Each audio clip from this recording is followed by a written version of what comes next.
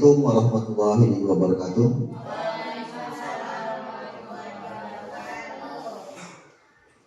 Puji syukur kehadirat Allah Subhanahu wa taala yang mana telah memberikan kita iman, kesehatan, jasmani dan rohani, dan kemudian memberikan nikmat kesempatan sehingga kita bisa melaksanakan kegiatan pada hari ini. Salawat dan salam taubat kita hadirkan kepada Nabi besar Muhammad sallallahu alaihi wasallam dengan mengucap Allahumma sholli ala sayyidina Muhammad wa ala ali sayyidina Muhammad.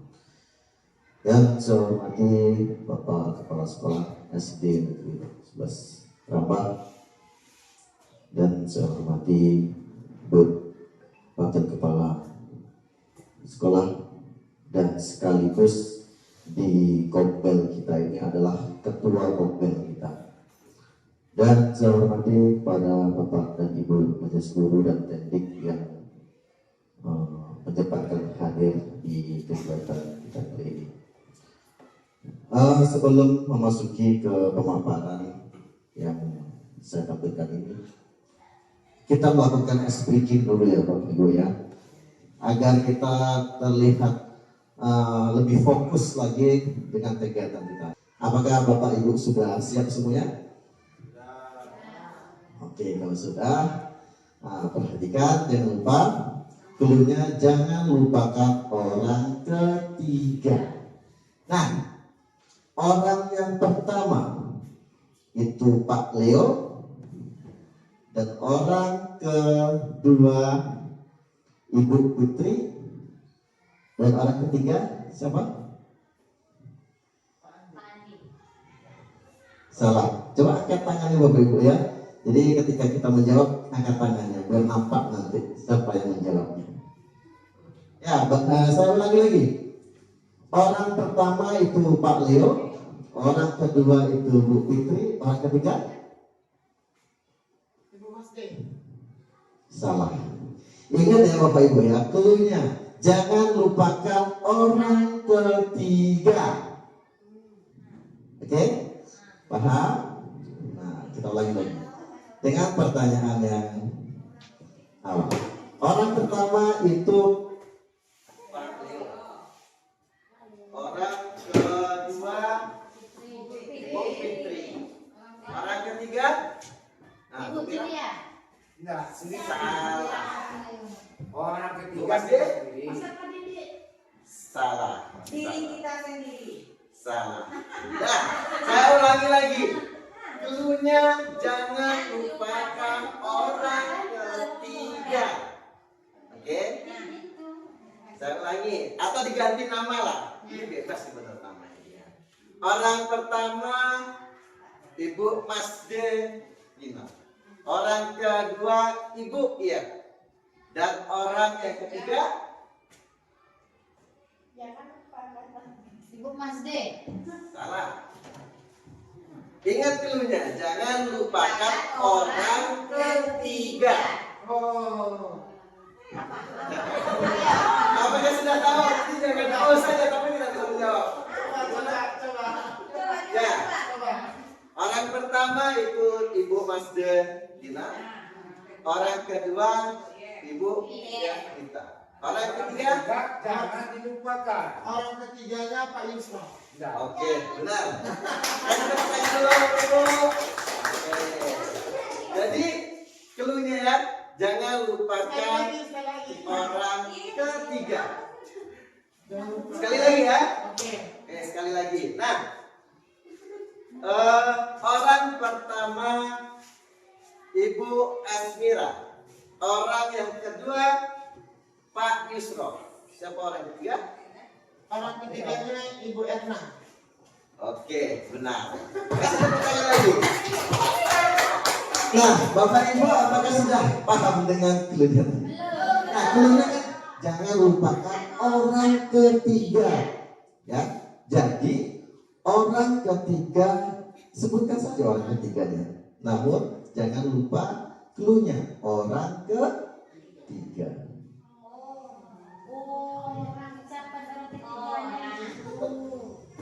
Sudah paham? Oke, sekali lagi ya. Biar sama-sama paham nih. Setelah ini baru kita buka apa sebenarnya teka-teki dari clue ini.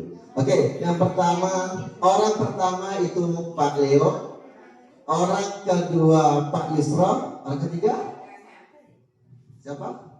Orang ketiganya? Iya, orang ketiga Bu Fitri. Nah, jadi jangan lupakan orang ketiga. Ini terlupa semua nih ya Bapak Ibu. Jadi silakan menjawab. Seperti itu Bapak Ibu ya. Nah ini permainan clue ini sebenarnya banyak Bapak Ibu. Oke, terima kasih ya. Oke, kita lanjut ke pembahasan kita pada kegiatan kita hari ini. Sebelumnya saya jelaskan dulu. Kegiatan ini adalah program diseminasi yang mana yang akan saya sampaikan ke kelompok kita dari kegiatan PPKG ya. Nah, PPKG itu adalah program peningkatan kompetisi guru PJOK. Nah, sebenarnya PKG ini tidak hanya materi PJOK saja. Nah, materi kita ingin saya sampaikan itu rencana tindak lanjut PPKG PJOK ya, merancang pembelajaran berbasis proyek dengan melibatkan komunitas belajar sekolah. Nah, mungkin Bapak Ibu semuanya sudah paham ya dengan pembelajaran berbasis proyek. Nah, pembelajaran berbasis proyek ini tentunya ada kegiatan atau ada proyek yang kita lakukan. Nah, karena saya ini diseminasi PKG PJOK, tentunya saya akan menerangkan, mungkin di mata pelajaran lain bisa juga nanti ya, karena di PJOK ini nanti semua akan terkait. Jadi PJOK yang saya sampaikan ini PKG-nya PJOK, tapi mata pelajaran lain juga ikut terkait. Nah, dalam hal itu rencana pembelajaran berbasis proyek yang saya lakukan ini baru rencana ya Bapak Ibu ya, semoga saja kita terlaksana nantinya. Nah, berhubung kita sebentar lagi mungkin melakukan ujian semester, jadi rencana saya akan melakukan kelas meeting Bapak Ibu. Ya, nah kelas meeting apa? Yaitu mini soccer atau permainan turnamen sepak bola mini SD Negeri Nusbas Rambang. Ya, nah yang melatar belakangi kegiatan ini yaitu SD Negeri Nusbas Rambang terletak tidak jauh dari lapangan sepak bola milik pemuda yang sangat membantu dalam kegiatan belajar mengajar PJOK. Nah, selain itu juga halaman sekolah kita juga bisa kita lakukan kegiatan mini soccer. Untuk mini soccer ya Bapak Ibu ya. Kalau untuk sepak bola lapangan kita tidak cukup. Nah, kemudian peserta didik yang mayoritas memiliki minat besar terhadap olahraga terutama sepak bola.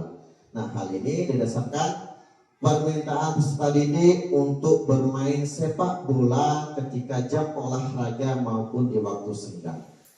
Nah, ini mungkin Bapak Ibu semua sudah merasakan ya. Jangankan di jam olahraga ya, bahkan di jam istirahat atau nanti di jam kosong ketika ibu gurunya mungkin ada kegiatan. Nah, anak-anak ini sibuk dengan meminta bola kaki. Ya. Nah, kemudian paradigma PJOK yang menuntut guru untuk menerapkan pembelajaran yang berpusat pada peserta didik. Ya, salah satu pelajaran PJOK yang berpusat pada peserta didik adalah melalui SEM. Nah, SEM itu adalah Support Education Model. Nah, model SEM merupakan suatu pendekatan pembelajaran PJOK yang menawarkan pengalaman belajar yang lengkap dalam konteks kehidupan yang nyata di bidang olahraga. Nah, yang belum tahu SEM itu seperti apa, gambaran besarnya itu adalah kita melakukan, nanti karena kita melakukan kelas meeting, jadi SEM ini pembelajarannya itu siswa tidak hanya menjadi sebagai pemain, ya. Nah, peran siswa ini tidak hanya sebagai pemain, namun bisa juga menjadi pelatih, ya. Selain pelatih nanti bisa menjadi tim medisnya atau nanti supporternya. Nah, kemudian saya menekankan pentingnya berbagai peran dalam sebuah penyelenggaraan pertandingan. Siswa dapat memainkan peran sebagai pelatih. Nah, ini ya, siswa dapat berperan sebagai pelatih, pemain, wasit, pencatatan pertandingan, supporter, tim medis, dan lain-lain. Nah, dalam STEM dapat menguatkan kepemimpinan peserta didik dengan memberikan suara atau voice, kemudian pilihan yaitu choice, dan kepemilikan yaitu ownership peserta didik. Nah, jadi kegiatan class meeting kita ini yang saya rancang ini, kegiatan class meeting itu semuanya dilakukan oleh peserta didik. Nah, peran kita sebagai guru apa? Peran kita sebagai guru itu sebagai pembimbing saja. Nanti dijelaskan di sini. Nah, kemudian tujuan program yang akan kita lakukan itu memfasilitasi kebutuhan gerak peserta didik, terutama minat yang besar terhadap sepak bola. Nah, jadi ketika ada anak ya, atau peserta didik kita yang berminat di salah satu cabang olahraga ataupun nanti di cabang-cabang lain, baik itu di seni atau di olimpiade lainnya, kita harus mendukungnya. Nah, kemudian memberikan pengalaman nyata dengan menyelenggarakan turnamen sesuai pilihan perannya. Ya, pengalaman nyata yang di sini adalah permainan turnamen bola mini atau mini soccer. Dan kemudian mengembangkan sikap gotong royong dan kreativitas peserta didik. Nah, dengan adanya kegiatan ini, siswa akan selalu bekerja sama dan bergotong royong, ya. Kemudian kreatif. Nah, kreatif ini dilihat atau dinilai dari mana? Dinilai dari ketika kita menjadi supporter, tentunya kita memiliki yel-yel. Nah, dengan kekreatifan siswa ini, maka yel-yel itu akan tercipta. Kemudian apalagi dengan poster-poster.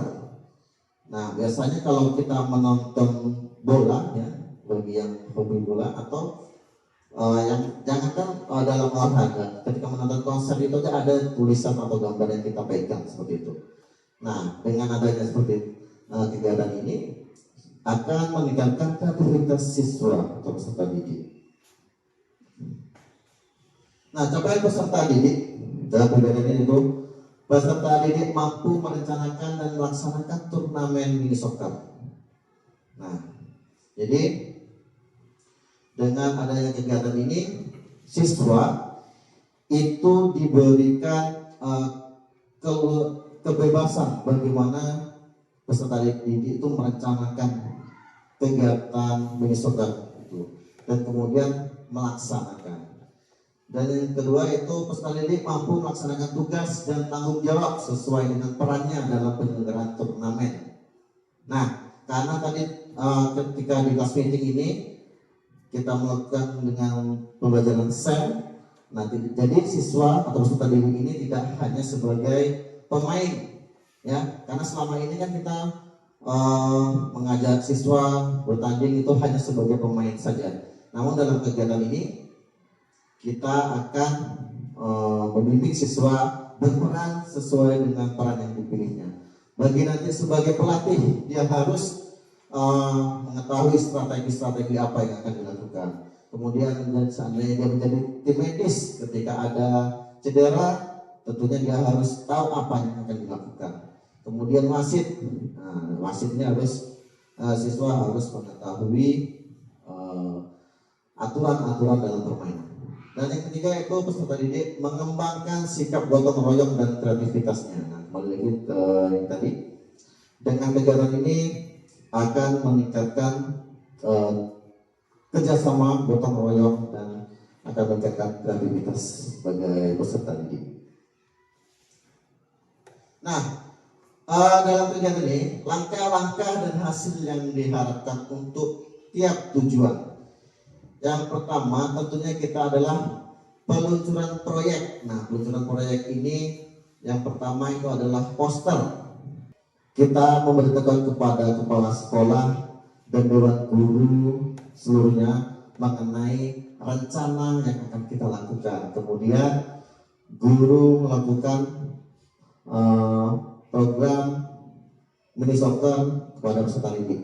Nah, ini dan di awal ini mungkin sudah kita lakukan ya, yang peluncuran proyek, yaitu memberitahukan bahwasanya akan ada dilakukan mini soccer kepada kepala sekolah dan guru. Kemudian setelah Bapak Ibu menerima informasi tersebut, tentunya Ibu dan Bapak Guru memberikan informasi kepada peserta didik bahwasanya oh iya kita akan melakukan turnamen mini soccer yang dengan desain pembelajaran STEM. Jadi guru harus memberi informasi.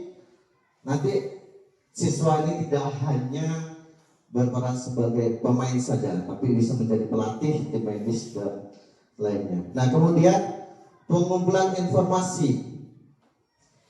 Peserta didik berdiskusi menentukan peran apa saja yang diperlukan dalam kompetisi olahraga. Dan kemudian kedua, peserta didik mengumpulkan informasi apa saja tugas dari perannya. Nah, jadi ketika Bapak Ibu sudah menginformasikan kepada peserta didik dan mungkin membaginya, nah siswa akan mencari informasi.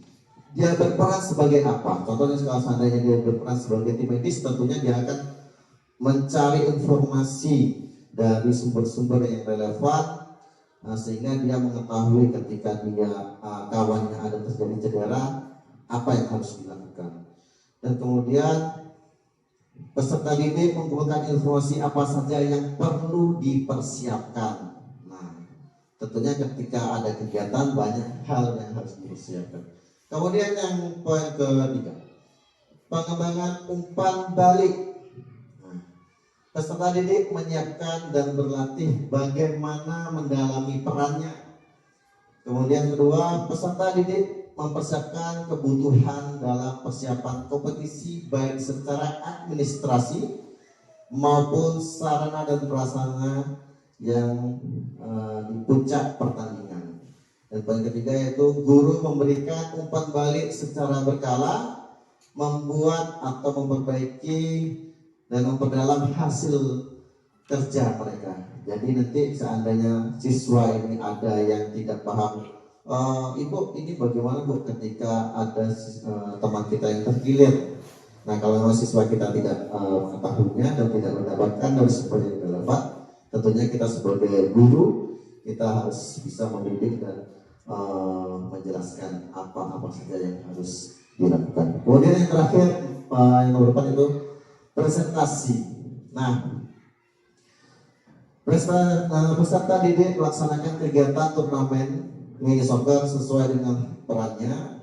Kemudian yang kedua, guru sebagai fasilitator jika peserta didik memerlukan bantuan. Dan yang ketiga, evaluasi dilakukan secara bersama-sama baik oleh guru maupun peserta didik untuk menilai pencapaian tujuan. Masih semangat Bapak Ibu? Nah, kita lanjut lagi Bapak Ibu ya. Nah, selanjutnya itu struktur program dan mitra dalam KBS. Nah, ini akan dijelaskan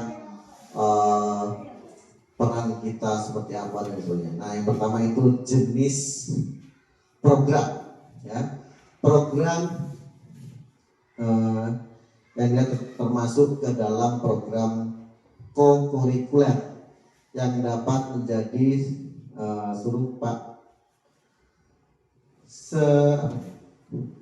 upaya untuk semakin mendalami dan menghayati materi pelajaran yang didapat melalui kegiatan kurikuler.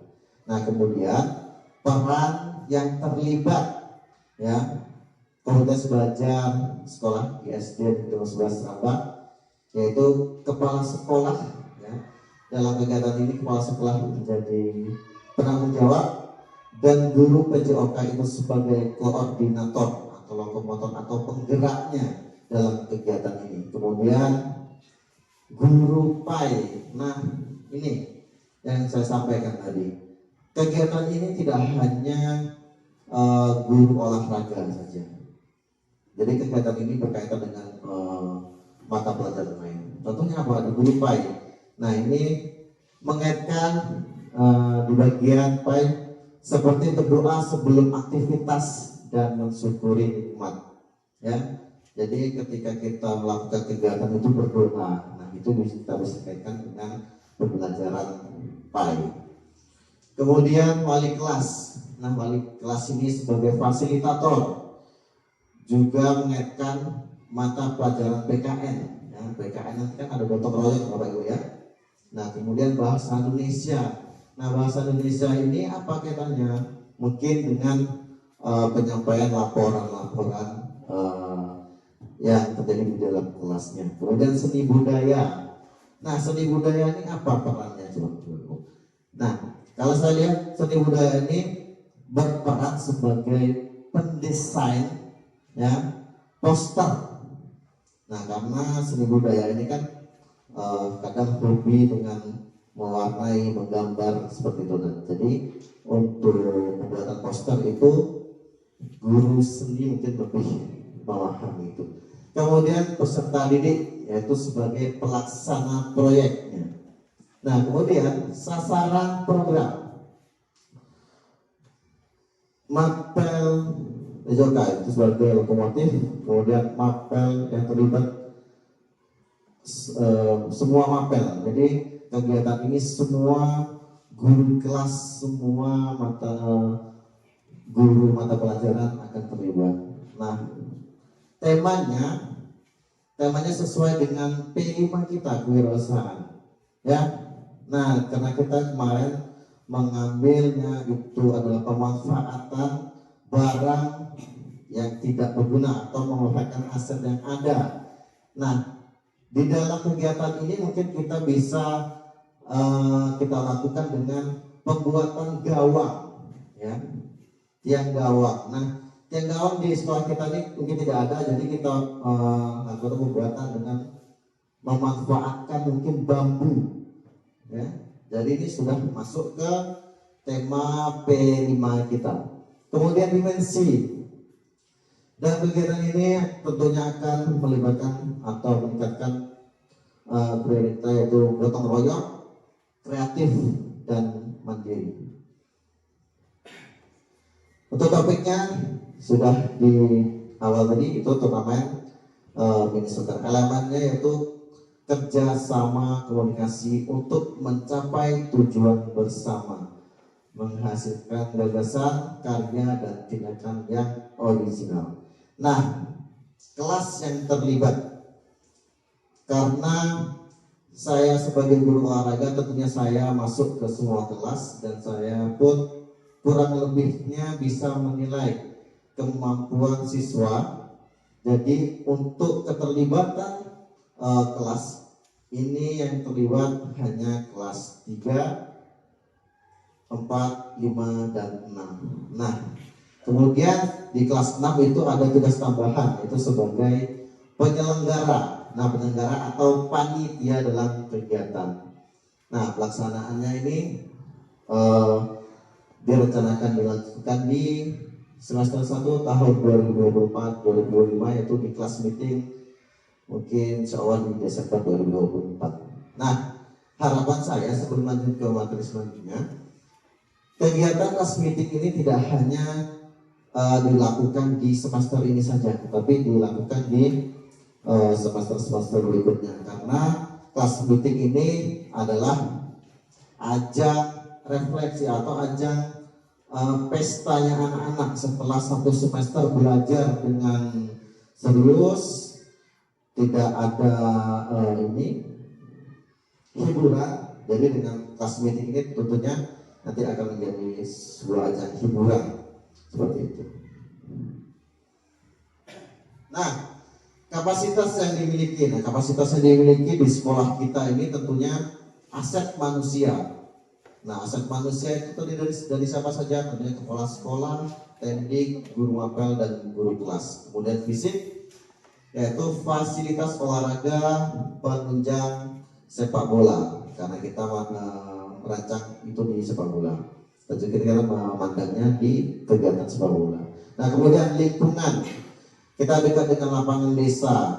Kalau seandainya kita tidak bisa melakukan kegiatan ini di sekolah, di halaman sekolah, kita bisa melakukannya di lapangan desa. Kemudian finansial. Nah, ini yang beberapa waktu lalu, mengapa saya mengusulkan ada dianggarkannya kegiatan ini. Nah, ini dia. Yang finansial kita tentunya salah satunya itu adalah dana BOS. Ya, jadi penunjang utama itu adalah finansial kita. Nah, kemudian rencana evaluasi. Observasi kinerja seberapa baik peserta didik melaksanakan tugas dari setiap peran yang dipilih dalam turnamen. Kemudian kedua, apa yang sudah baik dan apa yang perlu ditingkatkan melalui umpan balik peserta didik dan guru.